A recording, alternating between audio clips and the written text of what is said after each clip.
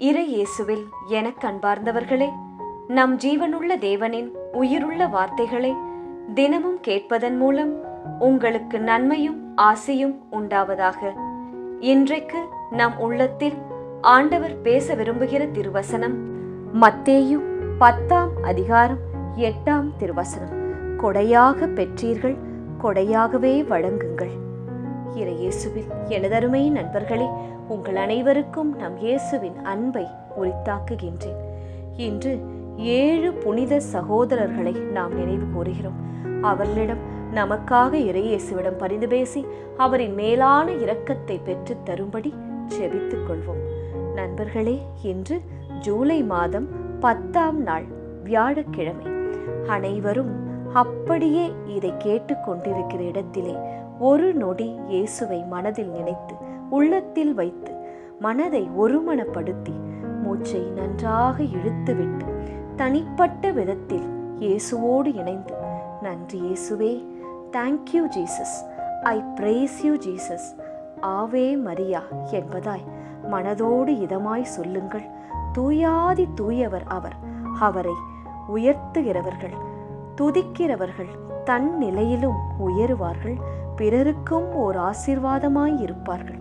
இது மிக மிக உண்மை. ஆதலால் நேரம் கிடைக்கும் போதெல்லாம் மனதோடு அவரை துதித்துக் கொண்டே இருங்கள்.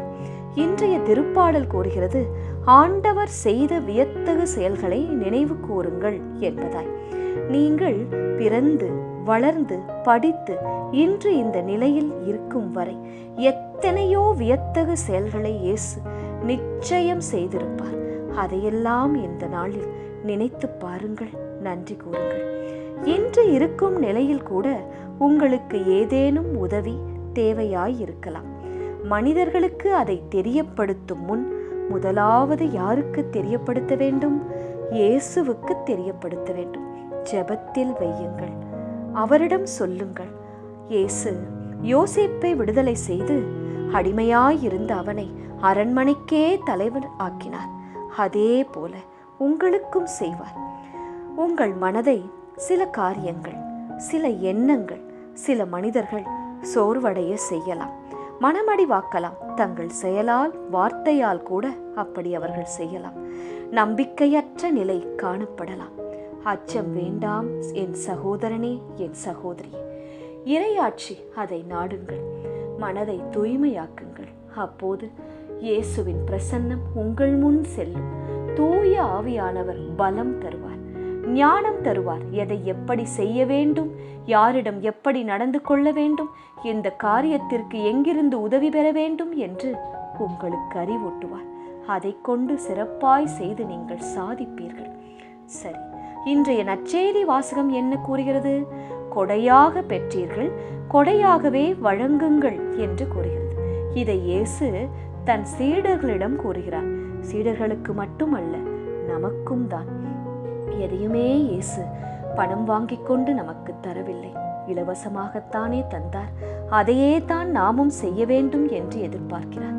இந்த உலகில் விலையே இல்லாதது என்று கருதப்படுவது ஒன்று அன்பு, இன்னொன்று உயிர். இவை இரண்டுமே இலவசமாகத்தான் உங்கள் பெற்றோரிடம், இயேசுவிடம், பெரியோரிடமிருந்து நீங்கள் பெற்றீர்கள். அதே போல நீங்களும் பிறருக்கு இலவசமாகவே கொடுங்கள் என்கிறார்.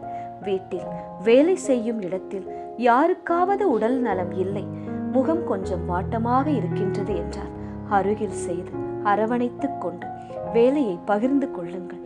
என்ன ஆயிற்று, கொஞ்சம் ரெஸ்ட் எடுங்கள் என்று ஆறுதலாய் பேசுங்கள்.